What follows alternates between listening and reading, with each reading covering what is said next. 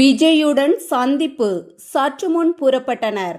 கரூரில் கூட்ட நெரிசலில் சிக்கி உயிரிழந்த 41 பேரில் 33 பேரின் குடும்பத்தினர் விஜயை சந்திக்க சென்னை புறப்பட்டனர்.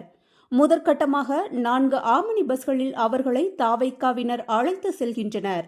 4 பேரின் குடும்பத்தினர் விமானம் மூலம் நாளை அழைத்து வரப்படுகின்றனர். கரூர் துயர சம்பவம் நிகழ்ந்து நாளையுடன் 1 மாதம் நிறைவடைய உள்ளது. ஆனாலும் விஜய் வெளியே வராத ஒரு புறம் பேசும் பொருளாகியுள்ளது.